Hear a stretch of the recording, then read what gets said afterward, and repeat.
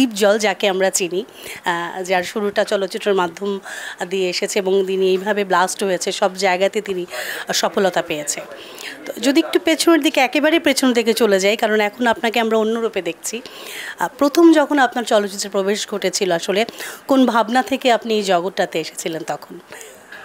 তখন আমার বড় ভাই আমাকে ফিল্মে প্রথম আনে, ওটা টাকার পাহাড় ছবির নাম। ছবি ওই টাইম ওই ছবিটা খুব ভালো চলছিল। তারপর দ্বিতীয় হইলো হাবিলদার, আর তৃতীয় চলছিল মেবি সতী কমলা। 3টা ছবি হিরো করেছিলাম।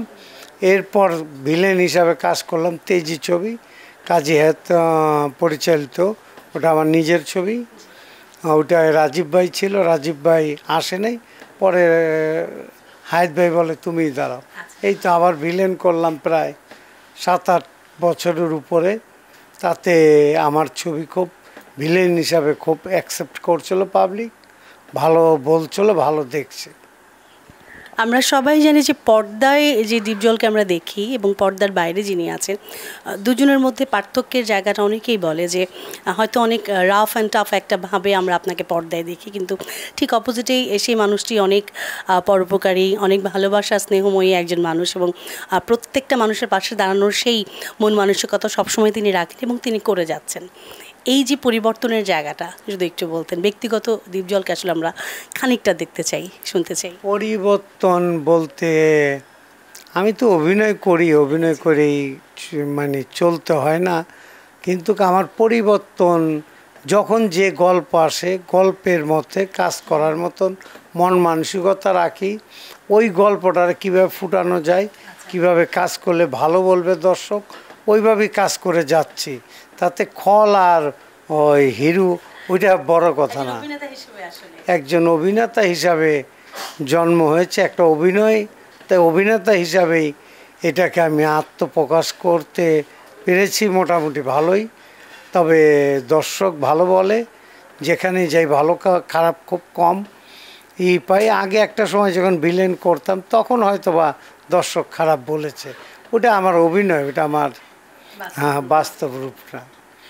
আচ্ছা, আমরাও জানি সেই একইভাবে আসলে আমাদেরও ভাবনা আছে যে ঠিক অভিনয়ের জগতে আপনি যেভাবে সবার হৃদয় জয় করেছেন, আপনার কাজের মাধ্যমটা যে দায়িত্ব আপনাকে বসানো হয়েছে, যে জায়গায় আপনি আসলে ডিজার্ভ করেন, সেই জায়গাটা আসলে ঠিক সেরকম সুনিপুণভাবে আপনি আপনার কাজগুলো, কর্মস্থানটা অনেক সুন্দর প্রসারিত করবেন এবং আপনার পুরো টিমকে নিয়ে।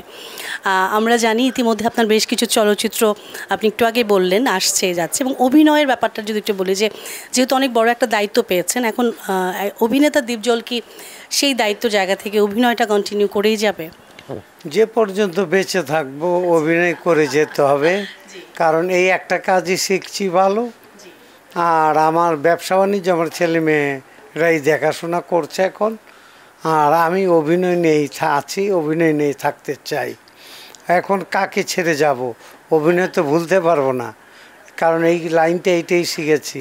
ব্যবসা বাণিজ্য যা ছিল বাপদাদার, ওটা মোটামুটি চলছে ভালো, কাজকর্ম হচ্ছে, কিন্তু আমি বাস্তবে আমি অভিনয় নিয়েই বাকি জীবনটা কাটাতে চাই। আমরা তো জানি যে আপনার ভাইয়ের হাত ধরে আপনি এসেছেন চলচ্চিত্রের জায়গায়, তারপর নিজের একটা ভাবনা তো থাকেই, এত বিশাল একটা জগৎ, এই চলচ্চিত্র জগৎটায় আসার পেছনে আসলে আপনার কোনো উদ্দেশ্য বা কোনো ইচ্ছা ভালো লাগে, সেই জায়গাটা যদি একটু বলেন। না, আমি প্রথম ফিল্ম করার ইচ্ছা, মন মানসিকতা ছিল না।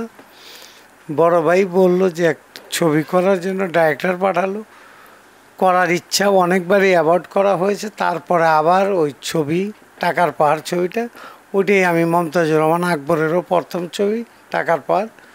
পরে আকবর ভাই 7-8 দিন যাওয়ার পরে একদিন বললাম ঠিক আছে দেখা যাও, চলেন কাজ করি। এই কাজ করা আরম্ভ হলো। এখন আর যে কাজ শেখা হয়েছে সেটা ছেড়ে যাওয়ার মন মানসিকতা হয় না, এটার ভিতরে মন মানসিকতা ঢুকে আছে আর আজীবন ঢুকে থাকবে, যে পর্যন্ত হায়াত আল্লাহ বাঁচিয়ে রাখে।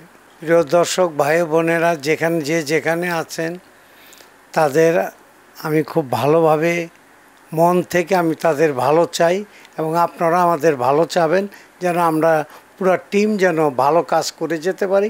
এই 2 বছরের কথা যেন মানুষ মনে রাখতে পারে, সেই কাজ করে যেতে চাই। ইনশাল্লাহ ভালো কিছু দেখতে পারবেন। আসসালামু আলাইকুম।